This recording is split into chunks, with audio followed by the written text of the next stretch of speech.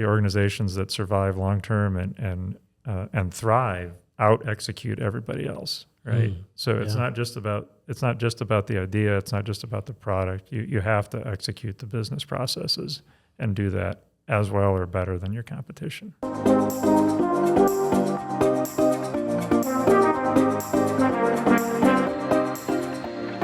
Welcome to the Small Nation Podcast, brought to you by CoverLink Insurance, where people are more important than policies. On this show, we unpack lessons from entrepreneurs, break down development strategies, and do deep dives on small town success.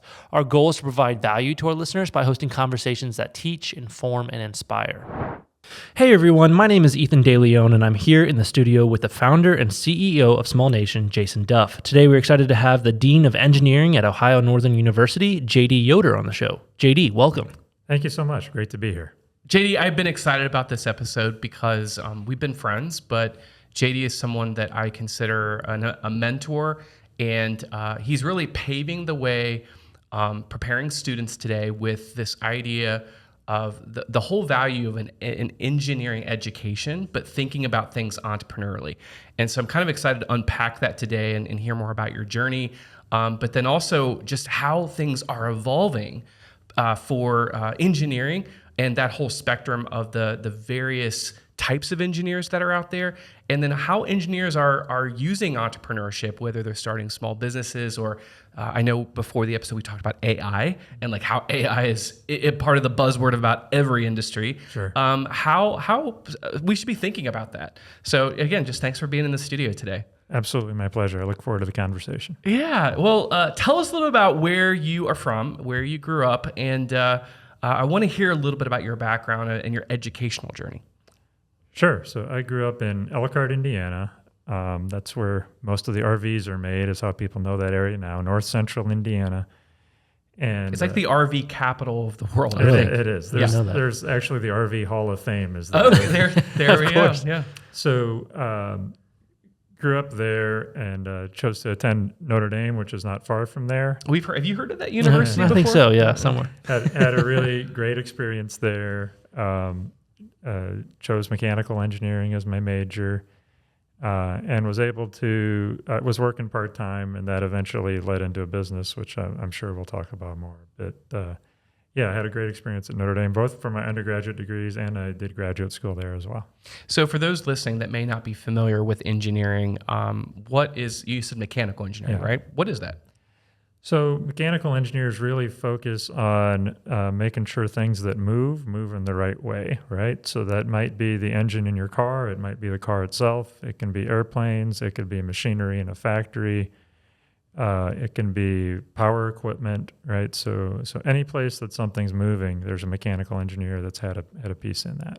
And we have a lot of people that are working to save buildings in their town and renovating them. I can speak firsthand that having a mechanical engineer to help you look at your HVAC systems, helping you look at plumbing systems, all those kind of things that are behind the scenes in a building. Mm-hmm. But if you don't have that stuff designed well, it could be problematic later on. Absolutely. And I mean, one way to think about engineers is like offensive linemen in football, right? Which is you only hear about them if something goes wrong. There you go. But if, as long as when you turn the faucet, water comes out, and as long as your building is comfortable, nobody worries about the engineers, right? It's only true when something's wrong. Yeah, that's a great perspective. So did you always want to go into the world of engineering, or what kind of inspired that?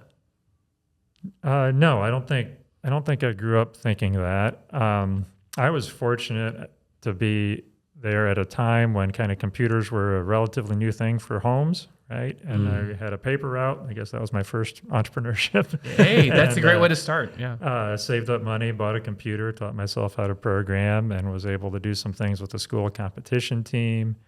And a local company that did factory automation, where they were just starting to use computers, needed somebody who could program newer computers. So I got hired when I was in high school to do that. And saw there what engineering can do, right? That not just could I change a line of code, but now a machine that wasn't working did work when I changed a line of code. And that kind of got me hooked on that path. Great. So I guess from college on, you go into Notre Dame. Talk to us about your experience there, and then what was your first job out of college? And you said you eventually started your own business. So take us on that journey. Yeah, so had a great experience at Notre Dame. Still have good friends from there that I get together with regularly. A very community-focused school, which for me was the right thing I needed at that time. And honestly, I kind of accidentally started the business.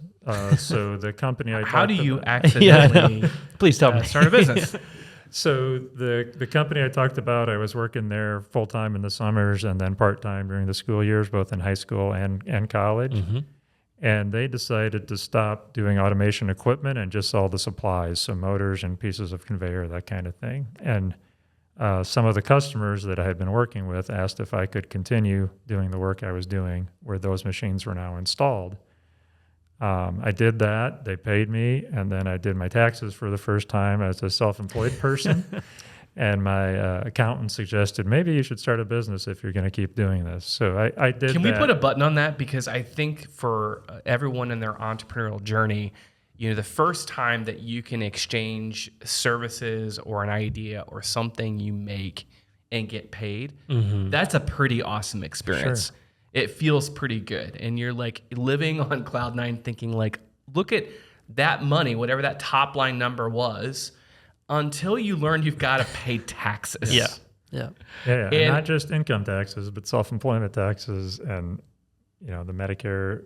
Yeah. All the things. and I think that's sometimes a gap. And I know through a lot of our podcasts, we brought on attorneys that talk about, how to set up different entities. Mm-hmm. And then we've also had guests like accountants that have said, hey, these are ways to like set up your systems to track that. But for you did you learn the hard way of like having a big tax bill, or like what was it that? Yeah. I mean, you had to learn by going through it. Yeah. So. Yeah. I mean, I was naive in a lot of ways. Probably wasn't ready for the level of things I was doing. Right. And when I started the business, I thought this would be just me. Within a few years, I was having to hire people because the business was growing. Something else I was naive about. So I learned everything the hard way. That's crazy. When did you hire your first employee after starting? Do you remember? I would have been in grad school, so probably year 2 or 3 of having the company. Yeah, while in grad school too. Wow, that's a heavy load. Well, that's why I had to hire people, right? And so you worked, you had a paper route, but I think I know this about your journey. Were you a server as well? Did you wait tables? I did not. You haven't had that experience. Okay. Well, so it was with the programming and helping this small business. And that kind of, led you on to what's next. Sure. So as I got towards the end of graduate school, my wife and I had decisions to make. And she was looking for a teaching job and found one in Bluffton, Ohio at Bluffton University. So we moved here, and I decided to just go full-time with the business and grow that business, and did that for several more years after the move. So you grew up in Indiana. I don't know where your wife is from, but why Bluffton, Ohio? So the academic world is pretty small, right? Like a given year in the specialty you want, there aren't thousands of jobs. There's maybe 50 jobs. She's a sociologist. And so of the options that she had, that worked out best for the combination of us, right? I was able to keep my business going. If we had gone much further, I wouldn't have been able to do that. Gotcha. Cool. And, Bluffton, Ohio, if you guys haven't been, it is a quintessential small town. It is. Beautiful lined streets of historic buildings. It's home to Bluffton University, which, in terms of news, it's been significant in the news because of a merger with Findlay University. And so they've got a partnership now. But just in that region of Northwest Ohio, you've got some really great institutions, places we mentioned, Bluffton and Findlay, and of course today with your role, you're a dean at Ohio Northern, but lots of good independent colleges kind of close by. Absolutely. Yeah, and certainly didn't move there thinking that I might work at Ohio Northern someday, but I'm glad it's worked out that way. It's there really are a lot of institutions with great histories nearby. Teaching, you Did you always have a passion to want to teach others, or is that something that developed? It definitely developed over time. That's not the reason I didn't desperately want to teach, and that's why I stayed in graduate school, right? I just was keeping options open, and that was the best avenue at the time. So I thought I'd spend my whole career in industry or as an entrepreneur. Wow. And then, I mean, I know from our previous conversation the rest of your journey here, but walk us through, after making the move, your wife is plugged into Bluffton University, you're still running your business.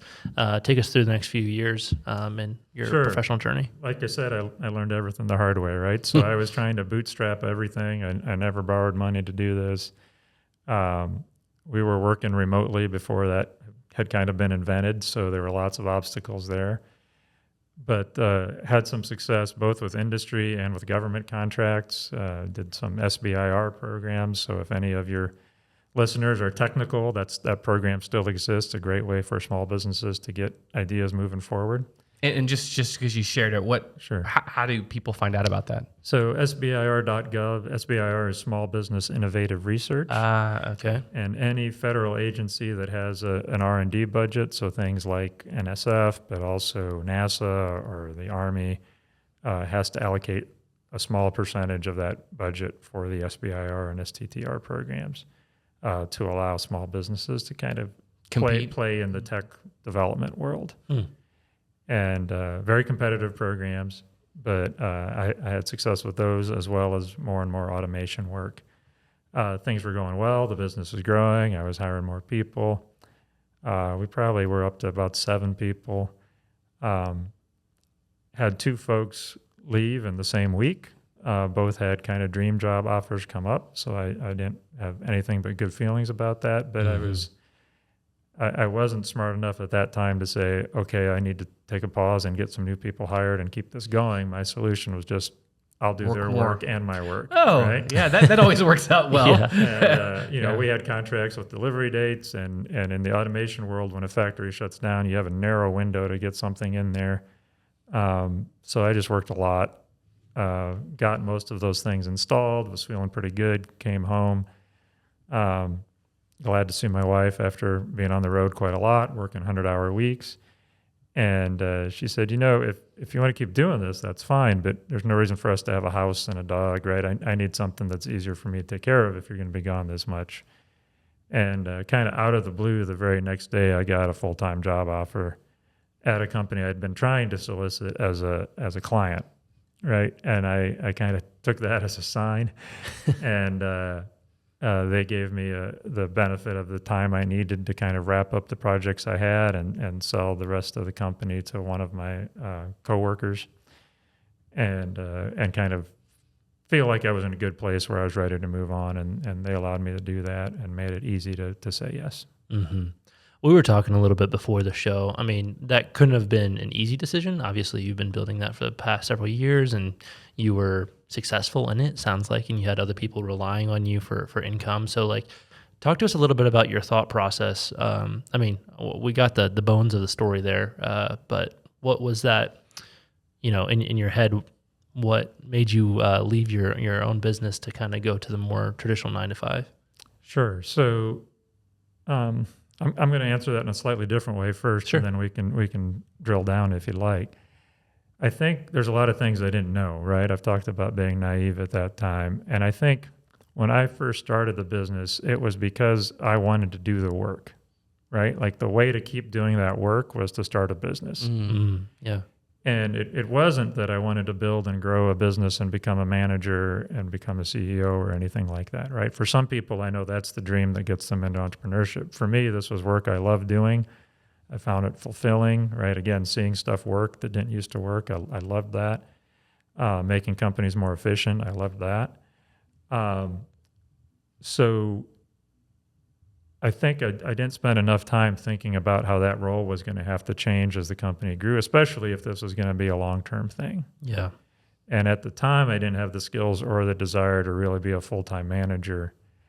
And so I already had that question kind of in my head, like, what's the long-term path for this? Mm-hmm. And I think I would have a different answer today at this stage in my life with more management experience, right? But at that point, It was a hard decision, right? You start to build up clientele. It's much easier to your point earlier, Jason, right? People ask me what entrepreneurs make, especially engineers. Entrepreneurs make customers, right? And once you have a good customer base that's happy with it, it's hard to step away.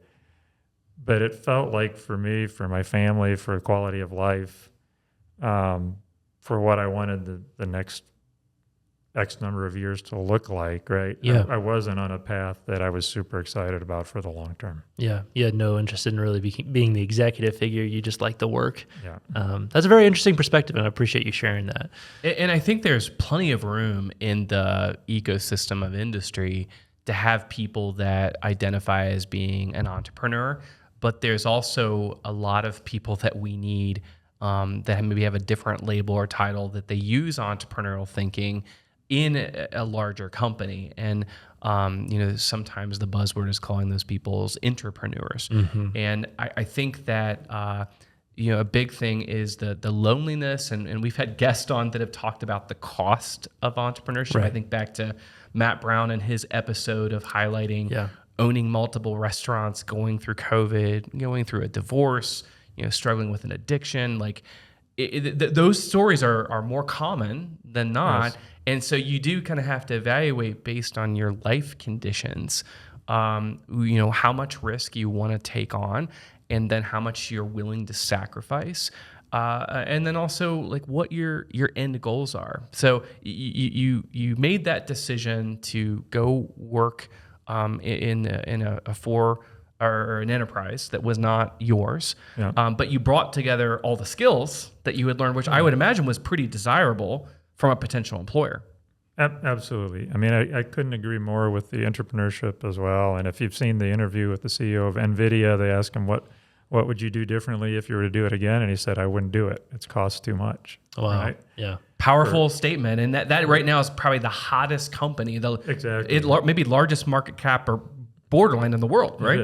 It is. And so I think those questions are important. Again, something I certainly didn't ask myself getting into it, and answers, things I would answer differently today. I've helped other people start businesses since then, right? With the right backing, with a little more knowledge than I had when I got into it. There are lots of ways to mitigate some of those things, but you're right, there is a cost. And we desperately need that entrepreneurial thinking from employees everywhere. Right, not just from entrepreneurs, right? I think you talked about this before, but I've been part of that kind of trying to educate entrepreneurial engineers for about 20 years now. And boy, the idea that, the stereotype of engineers is, if anybody has one, it's Dilbert, right? Who's sitting at a desk waiting for problems to show up. Okay, No? we have a younger group here. So Dilbert, a very famous comic, right? So preview a little about his life. So Dilbert's pretty miserable sitting at a desk, and problems show up. He has no idea why they're important, and his job to solve them. And there's crisis on every comic strip that shouldn't be a crisis, right? Yeah. But the stereotype for engineers is that they sit around and solve problems, and there is problem solving to the job, but really it's about creating value, right? And I think the engineers that understand why this problem matters, if you solve this problem, who are you helping, right? How is that generating revenue for the company? Or if it's for a nonprofit, how is that? There's still a kind of value you have to be creating. Mm-hmm. And so it's just critical that we get employees throughout organizations that have that entrepreneurial mindset, even if they have no desire to be entrepreneurs. Yeah. I really wanted you to share some of that, because I feel like we talk about entrepreneurship a lot, and that's partially who we're targeting with the podcast, but also there are other routes. Not everyone needs to have their own business. And I think, especially in this current environment, there could be a lot of opportunities for people to, weigh the alternative, I guess. And let me ask you on this side of things, do you feel like you made the right decision? Yeah, absolutely. For the quality of life I wanted, for the things that were important to me, it was the right decision. That doesn't mean it was an easy decision. Right. It gave me great experience to go from doing that to going to work for a multinational company, It gave me a great perspective. I was kind of in the marketing side of the technical marketing side of that company. Really enjoyed that work, had a great experience there. But that combination really gave me a lot that I could talk to students about when I came back and started teaching. Yeah. Tell me about teaching. So like you mentioned earlier that wasn't really on your radar, but you not only have been a professor for a number of years, but now you're leading and managing a college. Tell me, like, did that also take a lot of courage to say, I'm going to get in front of 20, 30, 40, 100 students and be lecturing to them? Yeah, I mean, I think I always tell people to be careful about asking me for career advice, right? Because I've changed jobs basically twice, and both times I took a big pay cut. Right? So going from being an entrepreneur to working in a bigger company, and then going from industry to academia, you don't do it for financial reasons, right? But I got to the point in my career where I really did like the work, but I was feeling like something more focused on helping people directly, where I see them every day and can see them grow, got more and more attractive to me. And at a certain point, I just felt like I had to take the plunge, and was so really blessed to have multiple offers to do that, and very excited that I ended up at Ohio Northern to do that. But yeah, it was a very different kind of thing. It was dusting off skills I hadn't used in several years, right? And even after teaching a long time, the first time you go in front of a new class of students that you don't know, there's still a little bit of butterflies, right? So, and you mentioned the leadership. I've been fortunate that when I've been ready for leadership opportunities at Ohio Northern, they've come along. So I spent about 10 years as department chair, and now I'm starting year 8 as dean. And boy, that entrepreneurial background is a huge help if you want to go be a leader in a different kind of organization as well, right? So you understand the finances better than a lot of folks do, for example, if you've got that entrepreneurial background. In your opinion, today, what are the kind of qualities that you look for in a professor, and the kind of skills that they need to engage with the students that you see today? So you and I have talked a little bit about the importance of culture, right? So to me, the number one thing I'm looking for is, do these people value the same things that our organization values, right? And for the College of Engineering at Ohio Northern, that's about personal relationships with students and students having good relationships with each other, but also providing kind of big time opportunities in that small school setting. And if people are excited about those things, it's going to work out, right? I'm much more interested in that than where they went to school or what their GPA was, right? If they're aligned with what we value and they're willing to kind of pour their hearts into that, it's going to work out well.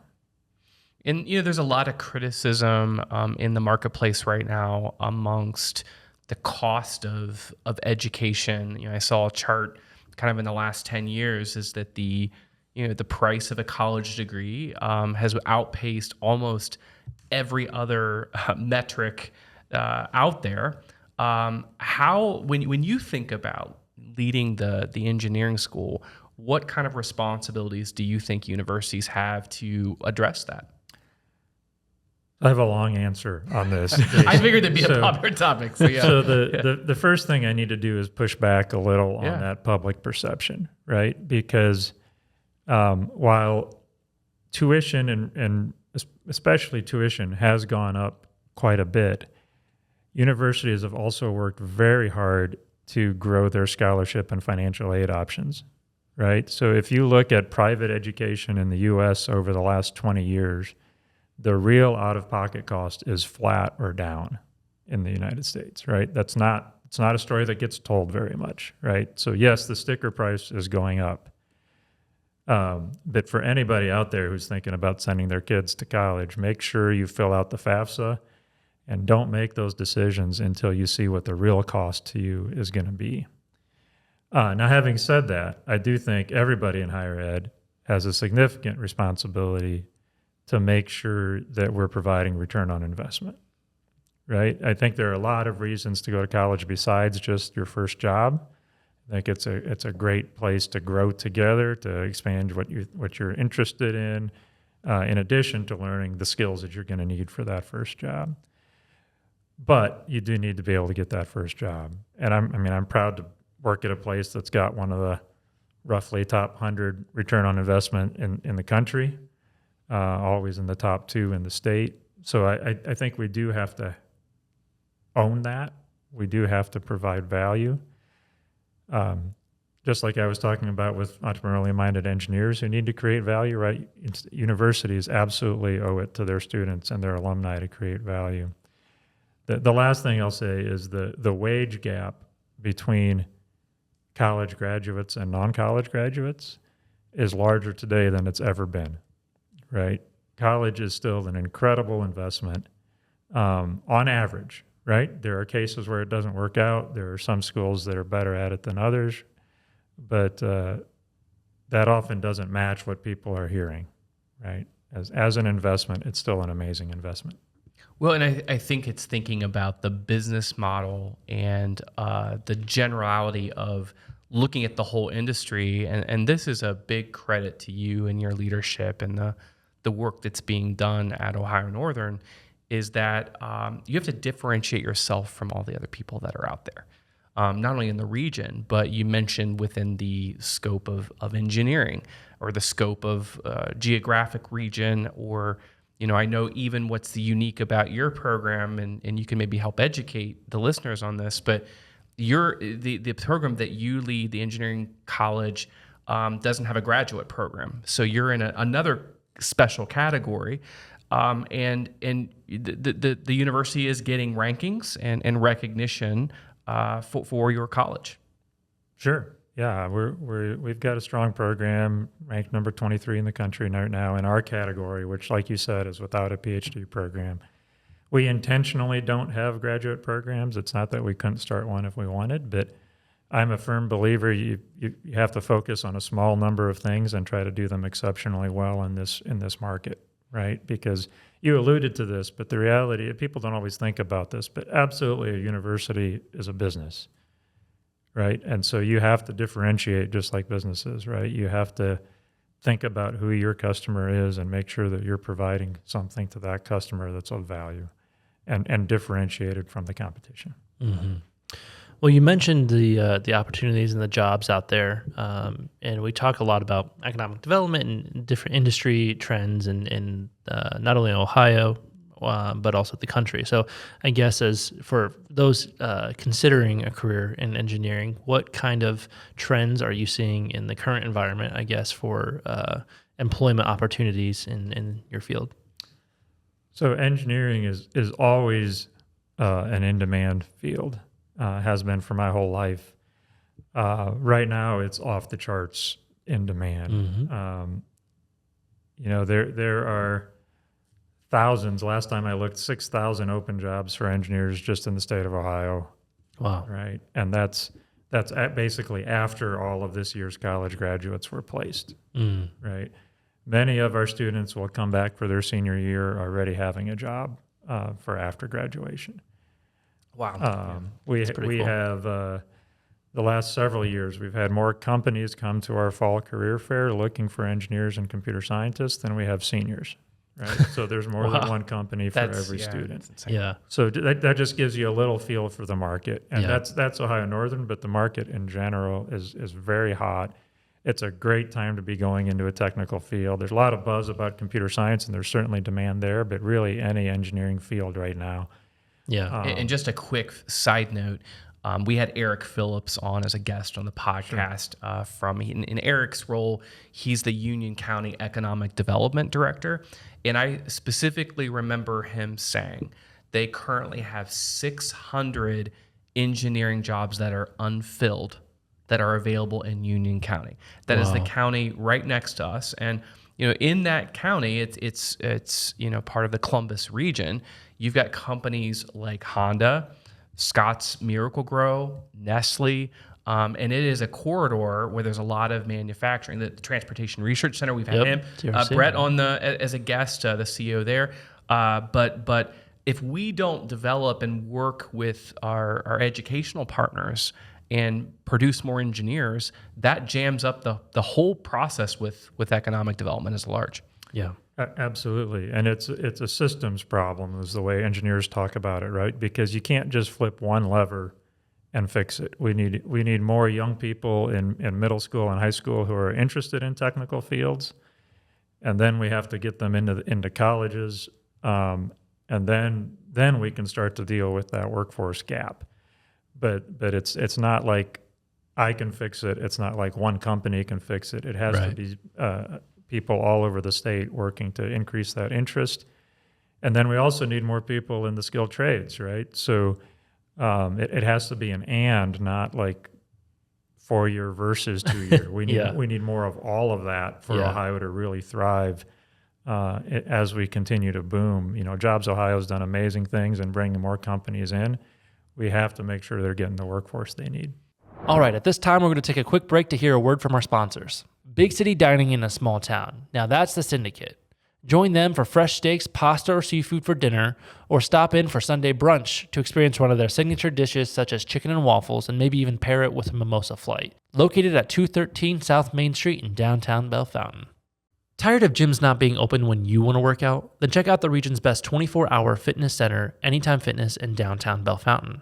They have all the equipment you need and the best trainers and coaches to help you get in the best shape of your life. It's truly your one-stop shop for fitness. Anytime Fitness is open 24 hours a day, 365 days a year. I had an opportunity. I have a godson that is a junior that we have started the process with his parents to go on college visits, and he specifically is interested in engineering. And we had a chance to go to Ohio Northern's College of Engineering and take a tour. And what happens to be at the university is one of the newest buildings on campus is the engineering school. And you walk up to it, it's this beautiful glass building. But when you walk inside, the thing that was so impressive to me and us as we've looked at other engineering programs is how open the space feels. And then also there's all of these student labs where you're mentioning about the trades. There are people in there doing things with 3D printing and building things with concrete, and actually they're not sitting with laptops like staring at screens. They're actually using their hands and doing things. And you talked about getting more people involved in engineering education. I imagine that's helpful to have those real life experiences where they can learn the academic sides of things, but then tie it within a lab, the practicum of the real life reality. Absolutely. I mean, I'm a huge believer in what some people call hands-on learning or career-ready learning. You mentioned we don't have a graduate program, and the other part of that is we have students that choose to go to graduate school, but the bulk of the students that come to Ohio Northern are wanting a job, right? So we're a very career-ready kind of focused place. And so, yes, if you're a mechanical engineer, you're going to learn how to weld and you're going to learn how to run machinery that people are going to make your designs on, right? Because then you're a better designer. Mm-hmm. If you're a civil engineer, you're going to learn how to mix concrete. Even if you're a computer science student, right, you're going to be using the same tools that industry is using today. You're going to be meeting with clients. You're going to be creating front ends. You're not just going to be doing homework problems, right? And that's a central part of who we are at Ohio Northern, not just in engineering, but across the campus, to be kind of practice ready. And what that means, you talk about the building, it's a great building. We're so fortunate to have our alumni help make that possible. That building's twice as big as our previous building. There's only one more classroom, right? So all that extra space is student space for studying, for doing hands-on projects, for doing team-based things, because we just think that's so important. Yeah, super cool. Well, I heard you guys talking about your shirt here a little bit before we turn on the mic here. Tell me a little bit about what KEEN is and that program there. Absolutely. So KEEN stands for the Kern Entrepreneurial Engineering Network. Bob Kern was an entrepreneur. Started a company called Generac, who some of your listeners might be familiar with. They do standby generators. We've had storms in the area here, so we appreciate having those generators around. Yeah. So, yeah. And Bob Kern was passionate about engineering and felt like some engineers that he was hiring didn't have that kind of value creation mindset, that entrepreneurial mindset. And so the foundation that he started this network of engineering schools. We started with about 12 schools towards the end of 2005. Now it's over 60 schools all over the country. Really focused on that thing I was talking about earlier, right? Making sure our engineers are curious, that they communicate well, that they're making connections about things they're hearing, but most importantly, that they're focused on creating value, not just solving a problem, right? I mean, ultimately, engineering gets done for business reasons, not because it's a cool project, right? And so if you have that focus, you can make a bigger difference in people's lives as an engineer. Very cool. Yeah. And just to share, early in my career, I had a chance to fly up. They're based in Wisconsin, right? That's right, Waukesha, Wisconsin. Yeah, so I took a trip up and had a chance to meet with the foundation. And just like what JD was saying, that family is some of the most giving people in terms of giving back to helping inspire entrepreneurship education, even beyond engineering schools. And I think that for people that are listening that want to give back and do things, even if it's in a small way in your own community of sharing your knowledge or advice or success, they've done it at a much big level that's impacting. Think about that, future generations of engineers. And sometimes with organizations, people get real excited about donating for something to see a physical thing. And there's nothing wrong with that. That's really great. But the thing that they're investing in is the mindset and the ideology around it. But particularly schools like yours have gotten millions of dollars in grants and support to help with faculty and training and helping students. Yeah, I mean, at this point, schools across the country and faculty all over the country have really been impacted by that. And to your point, they were focused early on making changes at scale and changes over a long time frame that they might never see the fruits of, and that's rare for sure.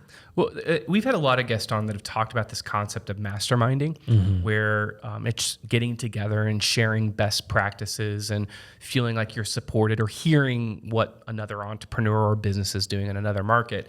And the thing that I noticed looking from the outside in, it appears that with the Keen network and the work that you're doing that in the education and the public side of that. Oh, absolutely. And that's the reason it's been successful. Their theory of change is that you can't do that without networks.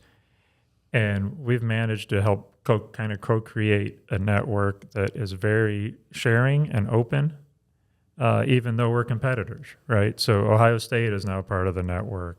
Toledo is now part of the network. Dayton has been there with us since the beginning.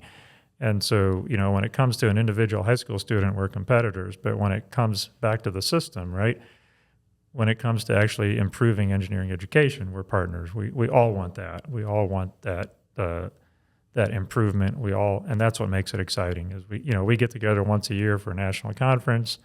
I'm part of their leadership council. It gets together several times a year, and it's just fantastic to be able to be open and talk about not just what works, but what didn't work.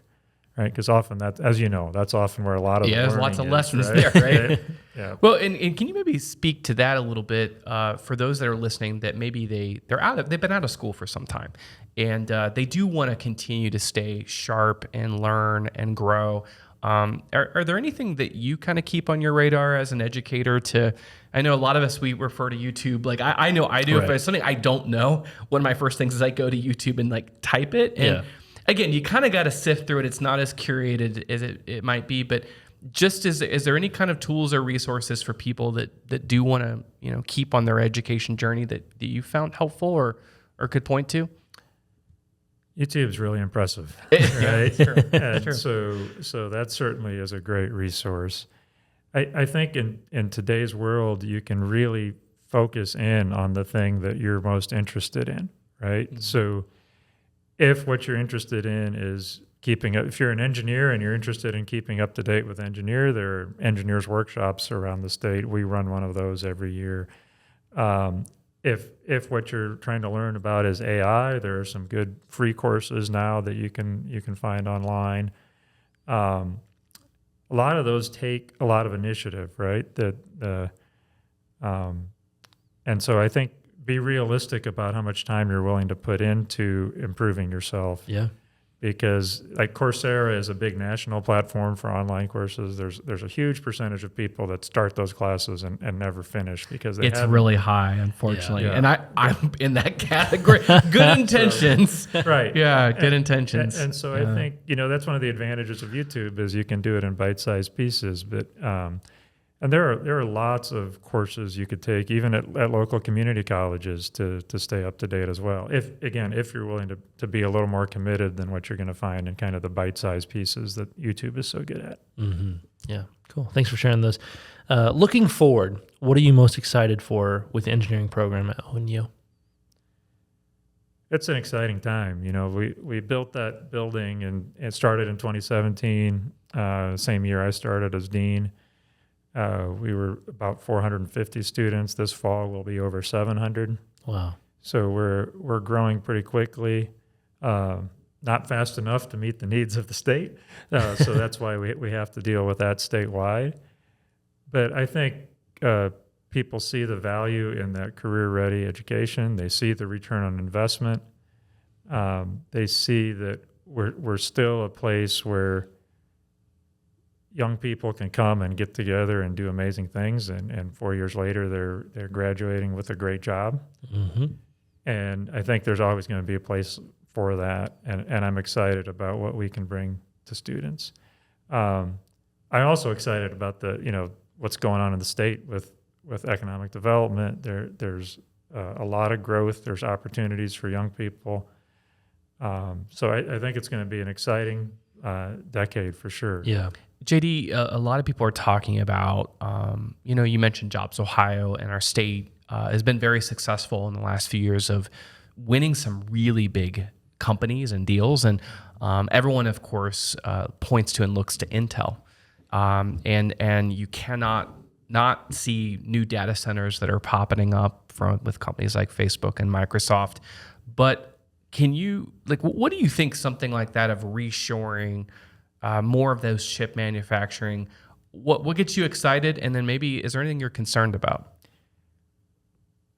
That's a great question. So are your listeners familiar with reshoring? Do we need to? I think so. Okay. It's that theme of things that are made in China, and we the globalization of trying to get cheaper goods that we aren't suffering the environmental impacts that are out there, but that pendulum tends to be swinging back. There's no question. So great. I just wanted to make sure they had that background. And I think, one of the things that happened during COVID is the fragility of our logistics showed up, right? The supply chain kind of fell apart. And that supply chain was built for efficiency, but not resiliency. Mm-hmm. And we spent, lots of engineers and lots of business people spent 30 years doing that, right?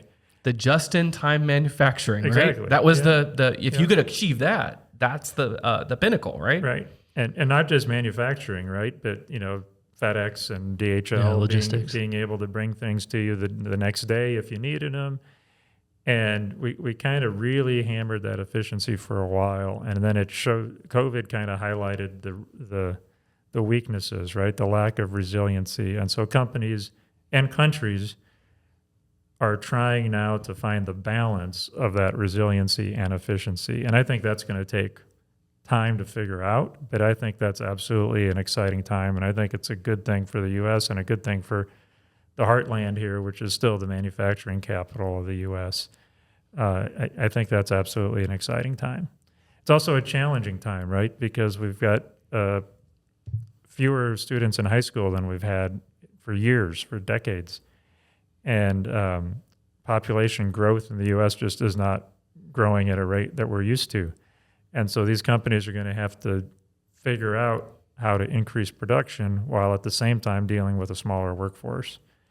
And there are lots of good problems for engineers to solve over the decade to come.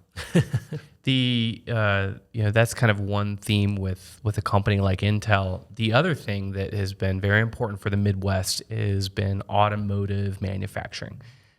We have been known in this region, in our part of the country, to manufacture cars and make the parts that go into cars. And there's a pretty big shift right now happening of moving from traditional combustion gas engines to EVs. And we're seeing massive investments with companies like Honda making that shift. But if I take off that hat and put on my business hat, there's also a lot of data that's pointing to problems with consumers that have bought EVs and questions if they'll continue to buy EVs. Any kind of, looking into the crystal ball as those things are changing. He's loving the look that I'm getting. I'm not going to claim to be good at predicting the future, right? But I think you certainly are seeing a trend towards not just more EVs, but more hybrids, which is maybe quieter, but there's a lot of growth in the hybrid market right now, which technologically has a lot of the same pieces as an EV. And I think with any new technology, right, there's the early adopters. And then that curve? Professor, help me here. There's a product life cycle curve? Yes. Probably? Yes. Yeah. Okay. See? Well done. You passed. Yes. Okay. And so we are definitely in the early part of that, right? And it's true that we don't have all the charging infrastructure yet. We don't have everything figured out. I remind people, I'm an automotive guy. That's my background. When the first combustion engine cars were out there, it's not like there was a gas station at every corner. True. Right. The demand had to build up, and then the services were there. And there was lots of bumpiness in there, right? We just don't think about that because that was more than 100 years ago. So in our lifetime, right, there's been gas everywhere you need it, right? And I think that will come, but will the technology have to get better? Will the services have to get better before we get to that adoption curve where kind of everybody's doing it? Absolutely, there's going to be improvements happening there. And I personally believe there will always be a mix of different kinds of cars out there. I don't think you'll see 100% EV anytime real soon, if ever. I think just like with universities, right? We have a big range of menu kind of that you can choose. And how thankful are we to have that as consumers and as the market? You get to choose. And I agree. We want more choices. So I mean, I think that's one of the reasons we've got one of the best, if not the best, higher education system in the world is we've got that range of options. And so I think there will always be a range of options available, but there's no question that the trend is moving towards the advantages of electric, whether it's in a hybrid or a pure electric. So the other question I have, I'm leaving these good ones, these hard ones to the end, is I always prided myself as one of the skills I have is to attend a meeting and take pretty good notes and send out an email recap. And that was until I turned on my Copilot with my Microsoft 365 account that was listening to our meeting, and then it spit out a recap that was not only better than what I could produce spending 45 minutes of time, but it actually highlighted a list of things that people committed to, including myself, to do as we prepared for the next meeting. So there is no question, Copilot's a feature of AI with Microsoft, and of course, ChatGPT is in the news, and Bing AI, and all the different things that are evolving. But I'm going to ask my expert here, that's preparing future engineers. Tell me about what you think AI is the pros and the positives is going to be doing, particularly for our small businesses and maybe people that are listening that could utilize some of those tools, and any ways that we should be thinking about it going into that education piece that we could be learning more about that. Yeah, there's a sea change coming, right? And this is not going to go away. And I think people need to educate themselves at least a little bit and understand both the positives and the potential pitfalls. It's very easy to start using some of these tools, and they have a lot of benefits, as you just highlighted, right? Those kinds of what I would call routine tasks We talked about some of the editing for your Editing the podcast that it podcast, can yeah. do, right? It did hurt my ego a little bit. Some of and yeah, so some of those things it is just going to do really well, and there are going to be fewer and fewer people that do that, and that's just the way technology works, right? It will open up other kinds of opportunities. There are other things it's not very good at. So it's not very good today at solving engineering problems, right? Might it get better? Sure. And certain kinds of problems, it can already. A large language model, which is what ChatGPT is, works by having a huge training set, and then in response to a question, one word at a time, it thinks about what's the most likely next word to give an answer, right? So it can't tell you at the end of the sentence if it thinks the whole sentence is right, right? So we have to be careful not to trust these too much when we're getting answers to questions. That'd be one piece of caution. The other is about data, right? So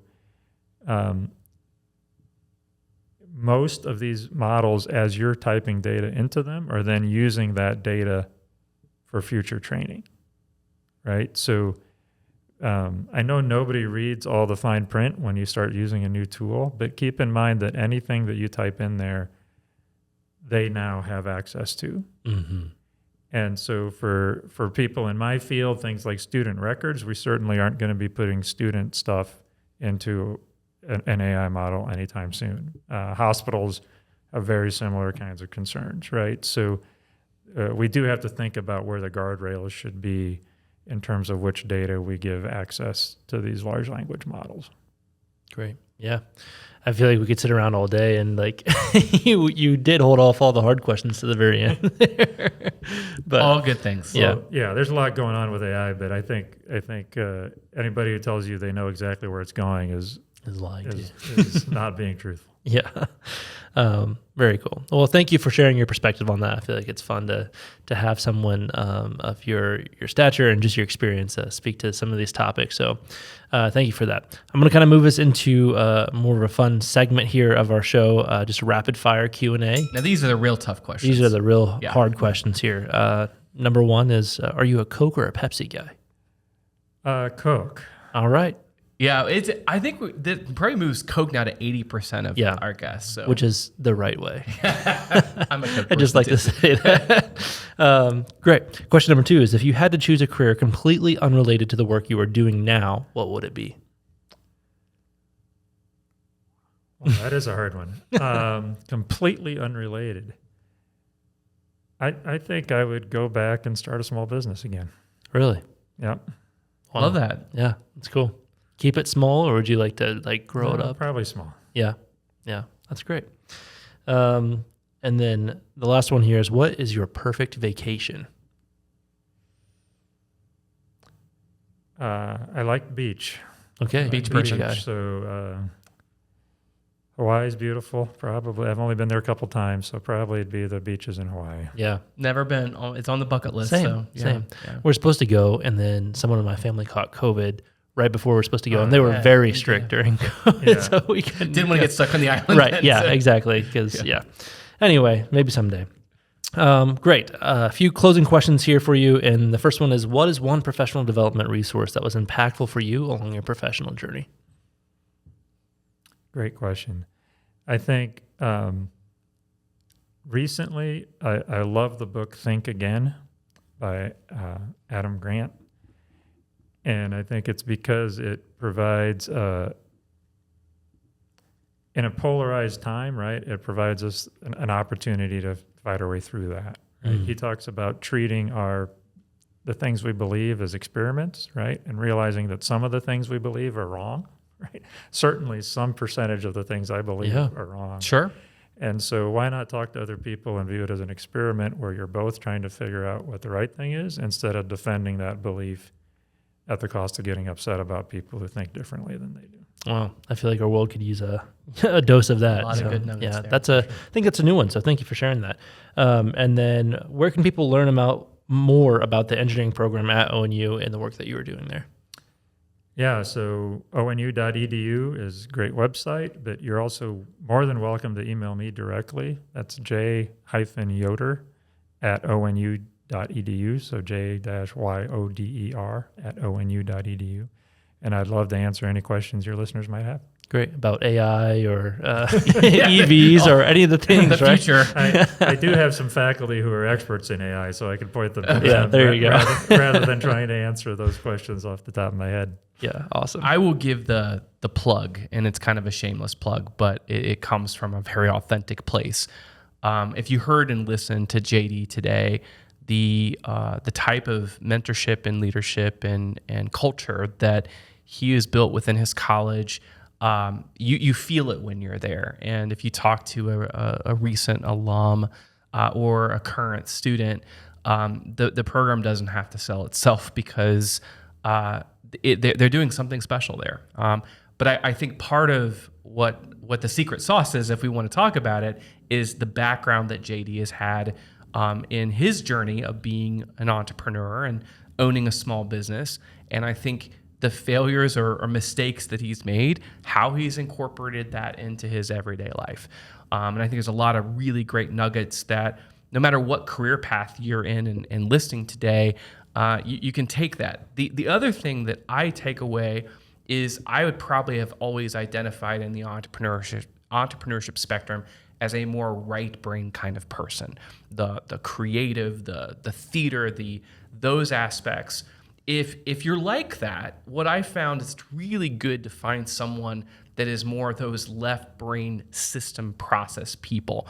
And in our team, I think of Cameron, who's our accountant. Yeah. He is very much about, well, it's not just about the numbers. It's like what software and what is the flow of the way that we're going to handle this so that it's automated. Mm-hmm. And we make so many mistakes, me being a right brain kind of entrepreneur. It's like I can do all the things. And then if I am not there, and there's no system, there's no procedure. Right. And that's why we need engineers and those left brain thinkers in the entrepreneurship ecosystem, because that's a gift. That's a special skill. So thanks for sharing that. Thank you for preparing the next generation of engineers and entrepreneurs and people that are going to solve problems.